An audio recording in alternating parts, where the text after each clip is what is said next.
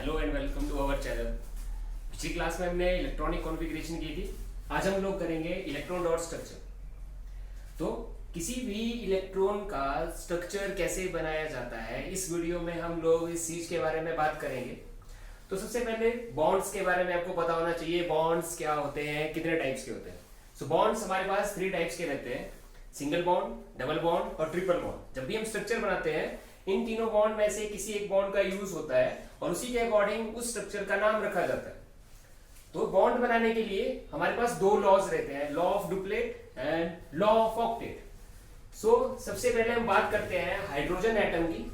जैसे जैसे हम करते रहेंगे वैसे वैसे आपको क्लियर होता रहेगा कि ये बॉन्ड कैसे बनाए जाते हैं और ये काम कैसे करते हैं हमारे पास लॉज। तो हमारे पास हाइड्रोजन से हम लोग स्टार्ट करते हैं।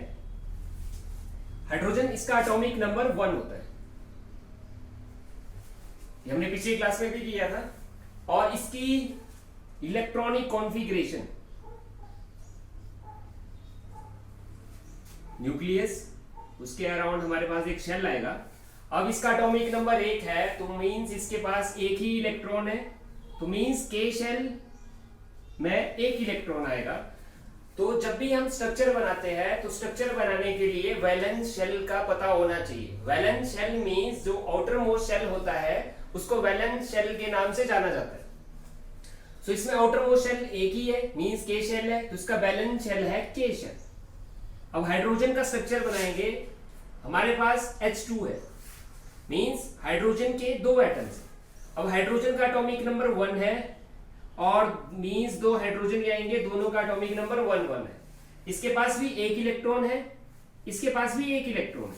अब क्या होगा, इसके पास एक इलेक्ट्रॉन, इसके पास भी एक इलेक्ट्रॉन, तो ये लॉ ऑफ डुप्लेट को फॉलो करेगा। वो कैसे करेगा, अब ये अपना एक इलेक्ट्रॉन दूसरे हाइड्रोजन के इलेक्ट्रॉन के साथ शेयर करेगा और ये वाला हाइड्रोजन जो है वो अपना एक इलेक्ट्रॉन इसके साथ शेयर करेगा। मींस बोला जाए तो ये जो 2 इलेक्ट्रॉन्स हैं ये इन दोनों के शेयर हो चुके हैं। तो ये 2 इलेक्ट्रॉन्स के ऊपर हाइड्रोजन का भी हक है और इस 2 इलेक्ट्रॉन्स के ऊपर इस हाइड्रोजन का भी हक है। तो ये बना हमारे पास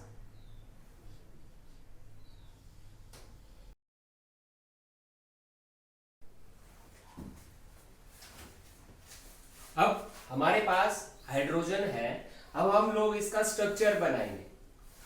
तो हाइड्रोजन और हाइड्रोजन मींस 2 एटम्स हैं हाइड्रोजन के हमारे पास। अब फिर से इलेक्ट्रॉनिक कॉन्फ़िगरेशन को देखेंगे और उसका वैलेंस शेल देखेंगे। वैलेंस शेल इसमें कौन सा है, वैलेंस शेल हमारे पास के शेल है जिसमें सिर्फ एक ही इलेक्ट्रॉन है। तो हाइड्रोजन के पास भी एक इलेक्ट्रॉन है और दूसरे एटम हाइड्रोजन के पास भी एक इलेक्ट्रॉन है। अब हाइड्रोजन क्या करता है, वो लॉ ऑफ डुप्लेट को फॉलो करता है। अब वो फॉलो कैसे करेगा, अब लॉ ऑफ डुप्लेट का मींस है कि मैक्सिमम 2 इलेक्ट्रॉन्स अचीव करने चाहिए। सो ये लॉ ऑफ डुप्लेट को फॉलो करेगा क्योंकि ये मैक्सिमम 2 इलेक्ट्रॉन अचीव कर सकता है। वो कैसे करेगा, या तो वो शेयर होगा, शेयर करेंगे तो उसके बाद वो आपस में पेयर भी हो जाएंगे।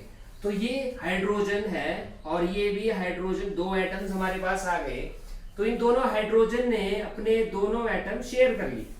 अब शेयर से क्या हुआ, ये 2 एटम इस हाइड्रोजन के भी है और ये 2 एटम इस हाइड्रोजन के भी है। ठीक है, तो इसके बीच में बॉन्ड बनेगा सिंगल बॉन्ड। क्लियर।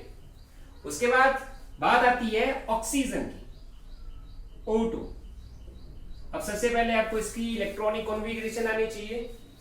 सो इसकी इलेक्ट्रॉनिक कॉन्फ़िगरेशन करने से पहले आपको इसका एटॉमिक नंबर पता होना चाहिए। ऑक्सीजन का एटॉमिक नंबर है 8।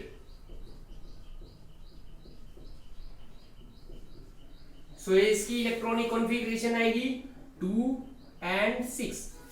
अब इसका वैलेंस शेल कौन सा है, L शेल। मींस हमारे पास 2 एटम्स हैं ऑक्सीजन के, इन दोनों ने अपने 2-2 इलेक्ट्रॉन शेयर किए। तो मींस ये 4 इलेक्ट्रॉन इस ऑक्सीजन के भी है, ये 4 इलेक्ट्रॉन जो है वो इस ऑक्सीजन के भी। सो अब एक बार काउंट करके देख लेते हैं। सो 2 4 6 8, तो मींस इसका भी ऑक्टेट पूरा हो गया। 2 4 6 and 8, तो इसका भी ऑक्टेट पूरा हो गया। तो हमारे पास बॉन्ड बनेगा डबल बॉन्ड। ठीक है। सो अब करते हैं एक ट्रिपल बॉन्ड के लिए। ट्रिपल बॉन्ड के लिए हम लोग नाइट्रोजन को ले लेते हैं। सो हमारे पास है नाइट्रोजन N2। अब सबसे पहले आपको इसका इलेक्ट्रॉनिक कॉन्फ़िगरेशन पता होना चाहिए। तो इसकी इलेक्ट्रॉनिक कॉन्फ़िगरेशन KLM। अब इलेक्ट्रॉनिक कॉन्फ़िगरेशन करने से पहले आपको इसका एटॉमिक नंबर भी पता होना चाहिए।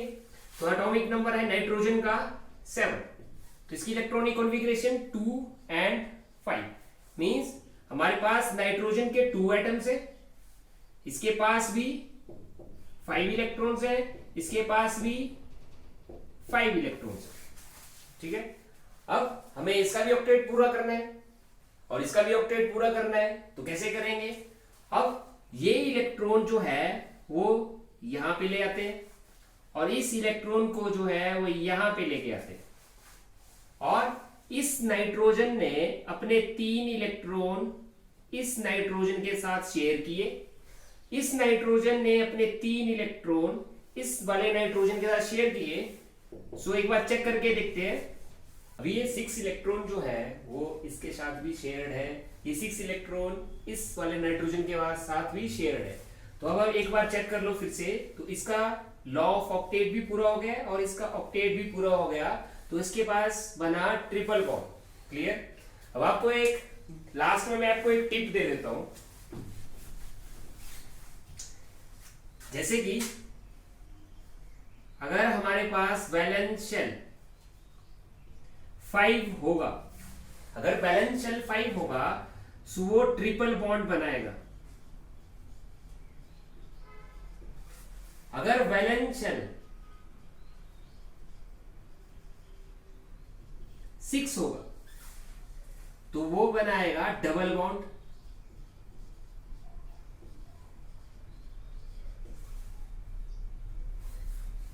और अगर वैलेंस शेल जो है वैलेंस शेल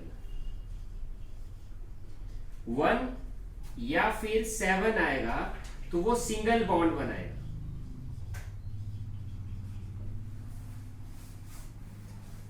आई होप आपको वीडियो अच्छी लगी होगी। So like, share and subscribe.